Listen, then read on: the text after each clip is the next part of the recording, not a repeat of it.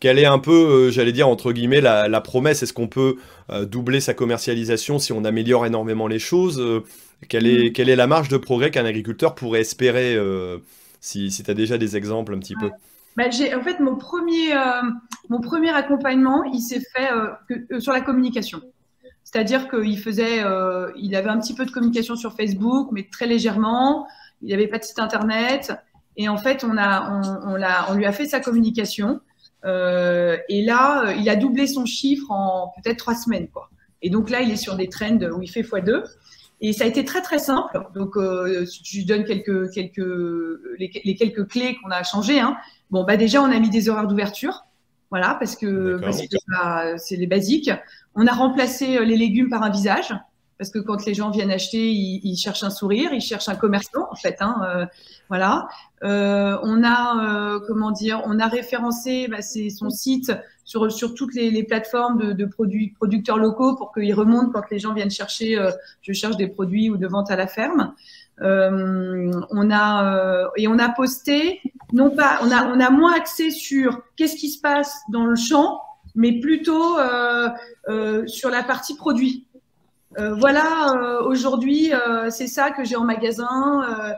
Les clients l'ont goûté, ils le trouvaient beau, donc beaucoup plus axé produit, quoi. Voilà. Ok. Donc, quelques clés qu'on a changées et qui ont très très très bien fonctionné.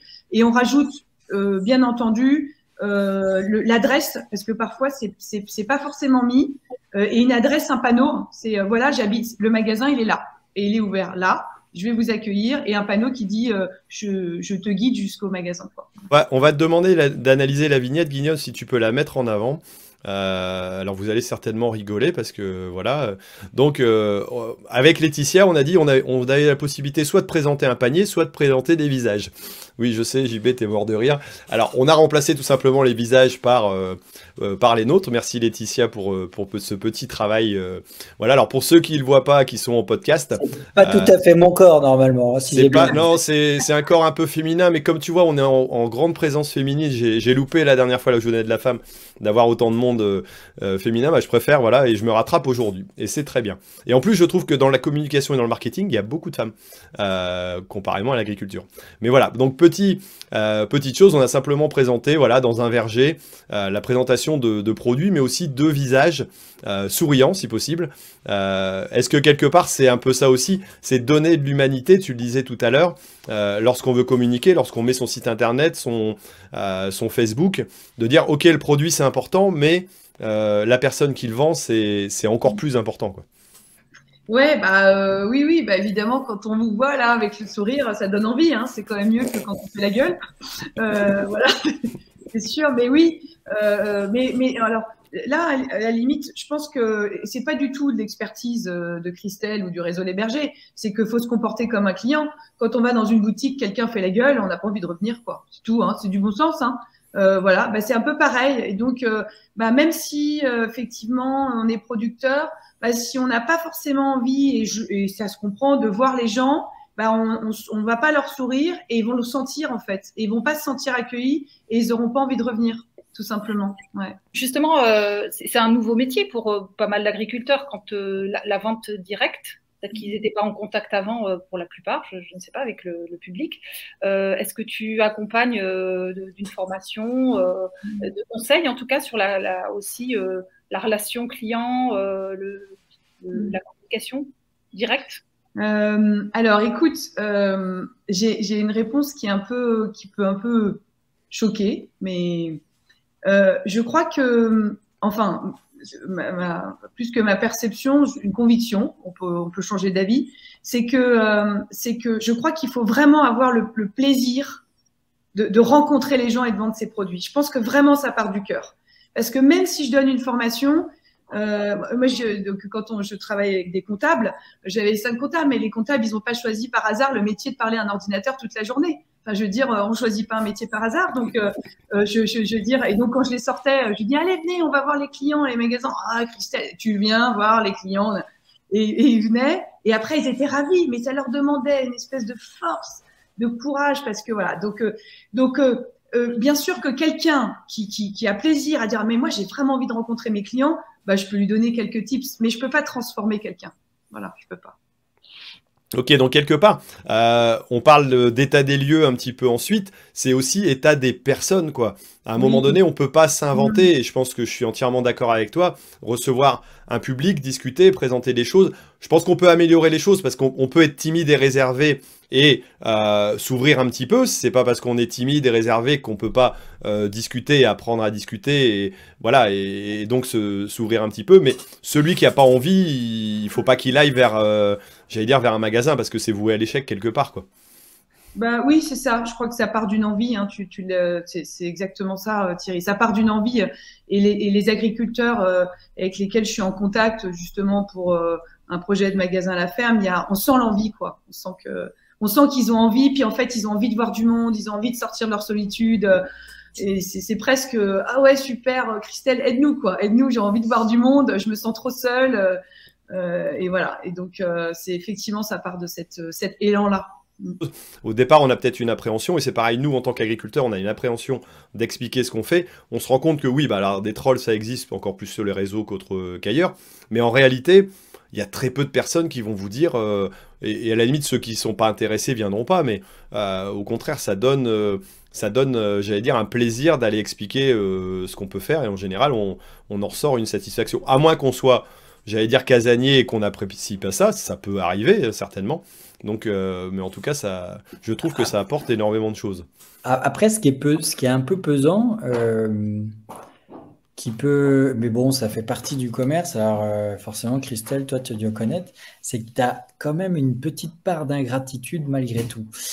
Par exemple, quand tu fais le marché, là, où tu es dans une posture où les gens défilent devant toi, tu démarres le matin, tu démarres avec le sourire, ça va durer 6 heures, tu vas dire 45 000 bonjours, tu en auras 200 qui vont te dire bonjour. Donc, tu as l'impression de parler dans le vent, tu vois. Puis hop, ça y est, tu as réussi à accrocher quelqu'un, hop, tu peux discuter, là, tu peux le projeter sur la bouffe, et tu le fais un peu rêver, hop, ça permet de vendre. Mais quand même, il y a une part de... Et donc, si tu as des matins que tu es fatigué, ça demande un peu quand même, je trouve, une énergie, ou alors c'est parce que c'est moi, hein, mais j'ai l'impression quand j'en parle autour de moi quand même, si tu n'as pas cette énergie quand même pour passer au-dessus de on t'ignore, on te regarde d'un coin, non, on t'a pas vu, j'ai dit bonjour, et puis on regarde ses godasses, bon, faut quand même s'avaler un peu ça. Mais à la rigueur, ça fait partie du truc, tu l'acceptes, t'as pas besoin de réfléchir là-dessus, et puis voilà. Mais ça Si demande une t'as, petite énergie, je trouve. Non, mais si t'as t'as- raison, t'as raison. Et en plus, il y a l'adage dans le commerce où on dit le client est roi. Alors, bon, Un petit peu particulier, JB. Le marché, tu as plein de gens que tu connais pas. Tu vas avoir des nouveaux clients, enfin des nouveaux. Là, je sais pas, Christelle, peut-être que je sais pas si je me trompe, mais il y a quand même une fidélisation peut-être des gens qui viennent à la ferme, une relation qui se crée avec l'agriculteur ou l'agricultrice, et puis il y a peut-être après un suivi, enfin une relation un petit peu plus suivie qui peut éviter le genre ouais, de mauvaises expériences qu'a eu JB au marché. oui, oui, oui, tu as raison, Gabriel, mais ça enlèvera jamais quelque part de temps en temps, voilà, comment dire, des clients de mauvaise humeur parce que ils sont levés de mauvais poil. Et quand c'est pas eux, bah, c'est le commerçant qui se lève de mauvais Ouais. poil. Il dit, ah, putain. Bon, et ça, bon, on reste des humains, on fait comme on peut, mais c'est vrai que il y a quand même cette espèce d'affect qu'on a avec l'agriculteur qu'on trouve pas dans un commerce lambda. Enfin, je veux dire, et du coup, les clients pardonnent plus. Mais en même temps, et je reprends ce que disait Jean-Baptiste au début en disant, bah moi j'ai développé, le commerce enfin de sa marque de pâtes papote parce que j'avais envie de donner envie et pas faire pitié. Et donc je crois que c'est ça l'enjeu. L'enjeu on a la chance dans ce secteur-là d'avoir un vrai affect et l'idée c'est de capitaliser sur cet affect et de le professionnaliser. Et je crois que la somme des deux, pour moi, je pense que c'est une force qui est très puissante, quoi. Parce que l'affect d'une marque, il y a des gens qui payent des millions d'euros pour dire c'est quoi l'affect de la marque vous êtes l'enseigne la plus détestée des Français. Ah merde. Bon. Et donc il y a tous les sponsoring, les machins. Donc voilà. Donc et là, en fait, l'agriculteur, il est la marque. C'est-à-dire que c'est quoi la relation on a de l'affection. Alors, je vais te dire, déjà, ça en fait plusieurs milliers d'euros d'économiser. Hein. Tu vois, et ça, c'est une vraie chance, quoi. De marketing, moi, je trouve ça génial, quoi. J'ai eu une interrogation d'un agriculteur qui me dit, mais Christelle, moi, je trouve que les clients sont volatiles. Ouais. Et je lui dis, bah, ok, tu communiques combien, tous les combien? Bah, il dit, moi, je fais une com par an. Et ben, je lui dis, écoute, bah, tu vois. Alors, non, mais c'était intéressant. Et je lui dis, et il me dit, et toi, avant, dans ton métier? Mais je lui dis, mais moi, si tu savais, et pourtant, on était connus dans l'enseigne dans laquelle j'étais, mais on communiquait tous les mois. Tous les mois, on communiquait. La grande distrie, tous les mois, elle communique. Elle met des milliers d'euros, alors que tout le monde connaît Auchan, Leclerc, Carrefour.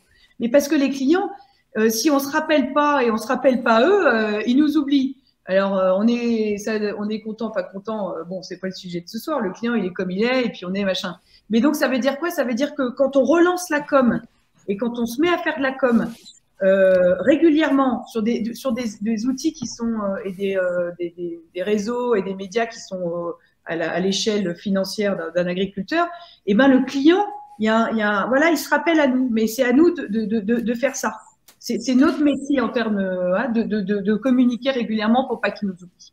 Question, Christelle, là, on parle depuis tout à l'heure, c'est plutôt tu parles de cas de suivi d'agriculteurs qui faisaient déjà peut-être du circuit court à la ferme et que tu aides à améliorer donc leur communication, etc. Est-ce que tu accompagnes aussi des agricultrices et des agriculteurs dans la création d'un atelier, enfin en tout cas sur la partie communication, marketing, etc. Alors écoute, je l'ai jamais fait pour l'instant. Tu vois, j'ai jamais eu d'agriculteurs qui avaient pas du tout de point de vente. Mais pourquoi pas? Tu vois, pourquoi pas? Mais c'est vrai que ça s'est pas, pour l'instant, ça s'est pas proposé à moi. Tu vois. T'as pas trouvé celui qui arrive avec un sourire? Non, c'est pas vrai. Il y a plein d'agriculteurs souriants, Thierry. Non, je dis pas, mais celui qui avait vraiment l'envie de le faire ou qui. Ouais, voilà, mais pourquoi pas, pourquoi pas. C'est vrai qu'à ce stade, c'est vrai que quand il y a déjà une dynamique, on est capable de dire bon, voilà. Maintenant, pourquoi pas évidemment créer et partir de départ. De toute façon, l'idée c'est qu'on soit le plus léger financièrement. À partir du moment où on fait ça, on peut tester et l'expérience sera pas très coûteuse. Hein, voilà.